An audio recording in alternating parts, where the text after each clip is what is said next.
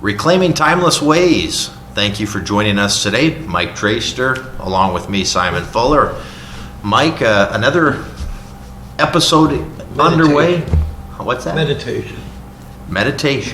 You know, and it's interesting. That's a topic you'll get in much more depth. My wife has really been embarking upon that, and it's something that I personally haven't yet participated in. She'll get them on her phone, and there's a bunch of different styles and types, and I'm sure you'll help enlighten. And so I've only scratched the surface of understanding. I understand the concept, but understanding there are different meditations for different things. And but anyway, long story short, she's really feels as though she's been benefiting, and oftentimes she's doing 10 or 15 minute meditations at a time, guided meditations. You can get them on your phone, and she just really feels like it's enriched her life. So I think it's a topic that, you know, might either you're going to say, yeah, I love meditating, or you're going to say, I never thought I'd do that, and what is that all about, and that's weird or freaky, or I can't do it, or you know, a number of reasons maybe you haven't tried it. And I feel like it's almost an essential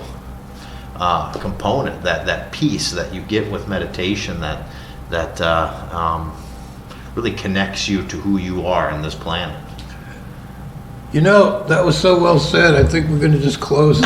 Well, and I'm only it's interesting. I just secondarily sit back and I watch her, and so sometimes I'll hear her doing it. She might even be next to me in bed. Right. You know, she's kind of winding down. I'm winding down, and she might say, "Hey, can you turn the TV down a little bit?" And she'll kind of have her phone next to her, and off it goes. So I'm tuned in just enough, but I'm not truly in the meditative state with her, and it just. It's been very interesting to me. So this topic piqued my interest, I guess, as you can tell by my rambling, that it piqued my interest, and is probably something I'll even give a try. But mostly it's because she just, my wife, who I, you know, dearly trust, just really, it has made and is making a difference in many ways. She's got some anxieties and some different things going on, and she just really believes that this has grounded her. That it's life. Yeah, we're all vulnerable in our own ways. Yeah. You know. So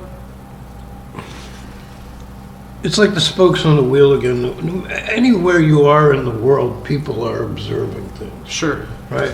So if somebody makes a spiritual observation in Kentucky, right, it's not any less valid than if they make it in Vienna. Right. Right.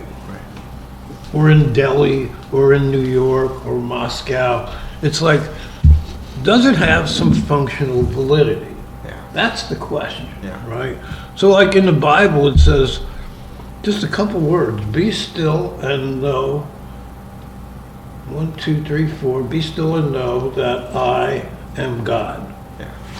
So what does that mean? It means that if I'm busy making noise in my head, I cannot be in front of God and aware of God's presence. And you know, you can't be aware of the stillness and the depth and the power and the love and the light of God. So all those things we steal from ourselves when we make noise. And there's a lot of noise around us all the time. So if you don't stop it, like purposefully stop it, right, it's there. Like, exactly. It's constantly. Right. So it's background noise, right? And so I remember many years ago, I learned a form of meditation that's based on some Hindu teachings. It's called transcendental meditation. Basically what they explained to you was that within you, you were created with this well of deep stillness within yourself, where you are quiet and peaceful, and there's this expanse of timeless, peaceful quietude in you. And that was you were made with that by the Creator. So, you know, you might have a Jewish mystic explain it one way, and a Muslim mystic another, and a Christian another, and a Hindu another, and a Zen master another. They're all saying the same thing. Right. And I'm not saying that all religions are saying the same thing, but what I am saying is that stillness is built into us. That's the common denominator. Right. Stillness is built into us, and it literally is like, it's almost like the path that leads you right to the foot of holiness. Yeah. Right? You're before it because you stop it's like, if you can think of your head like a July 4th fireworks display. It's very distracting and very amusing, right? Right. It's like an amusement park. Right. Right? Right. Or like our heads are like video games, and our conversations very often. So when we come down that path and we become close to that source, Right. and we still ourselves. So the Hindus, one of the things they use is they'll use a sound, and the universal sound is Om. Right. And they believe that it's the source sound or the fundamental sound that anybody can use and become still within themselves. And I remember reading a book once on Hindi, which is like a root language. And I remember looking at all these Sanskrit, was a Sanskrit, and all these words, some of which had filtered into English language from so far away, this ancient language. And I remember thinking, this reminds me of BIOS, built-in operating system. Sure. It's etched into the machine. It's not downloaded later. Right. It's a core part of the machine. Right. So God said, if you touch a certain part of your body and you affect a blood vessel a certain way, you can relax. If you touch another part, you speed up, right? And that's all true. Right.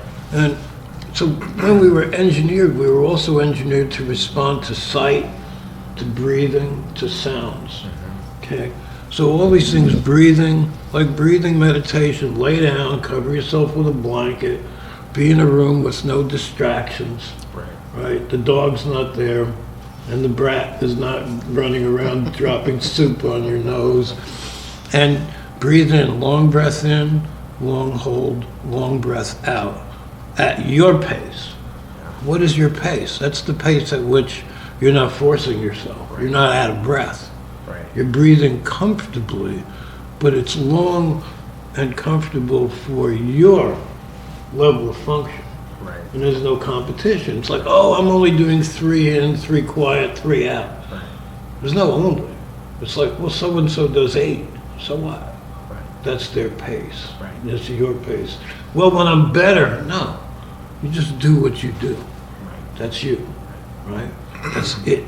So sounds and words, so, like mantras, you could use the word peace. You close your eyes and you just quietly listen to the sound of the word peace, or love, or calm. Maranatha would be a Christian term, mean come Lord, right? So you're inviting God into your heart. But it's a word that doesn't create a lot of noise. It's just a concept. You get right to that essence. In Hebrew, the word shalom, hello, goodbye, love, peace. Om is that universal word that I talked about. Lead me, or lead me, Lord, something like that. Stillness. Some people just hold beads, like the Catholics will use their prayer beads, right? Right. And that becomes meditative.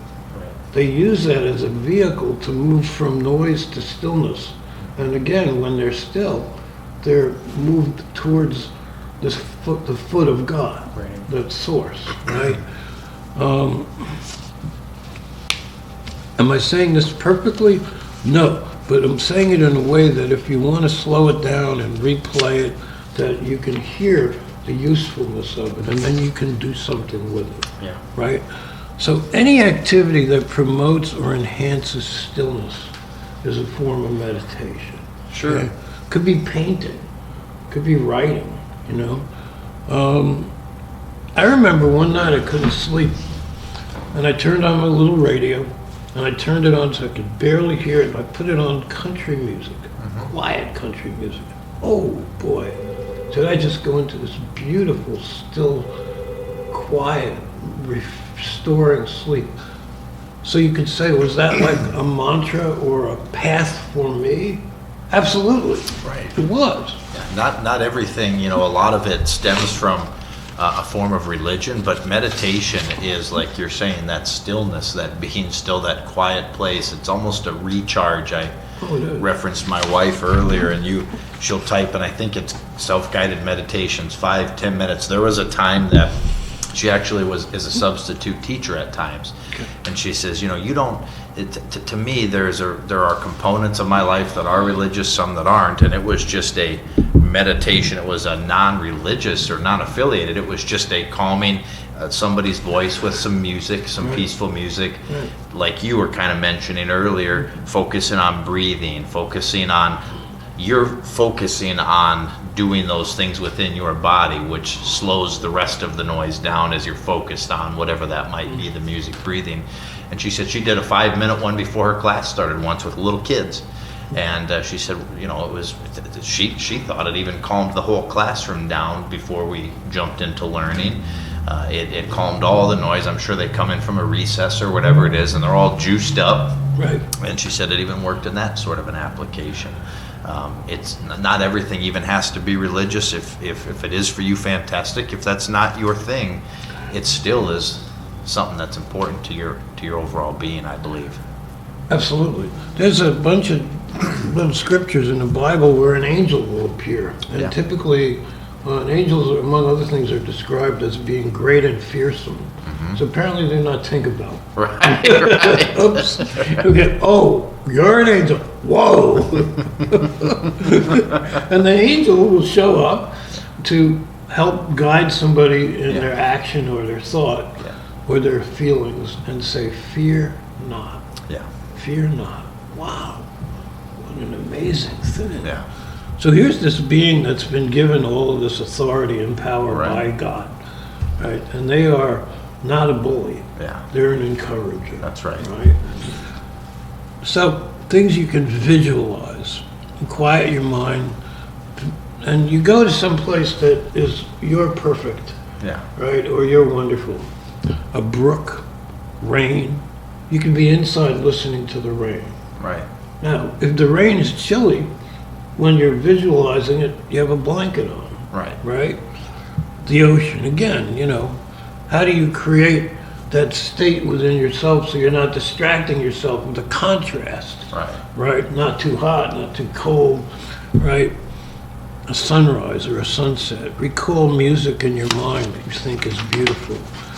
So all of these things would be tools to find one or more of your own paths to stillness, so you can become restored. Because meditation is about getting close to yourself, to your purpose, to restoration, and to God. Yeah. And that's it.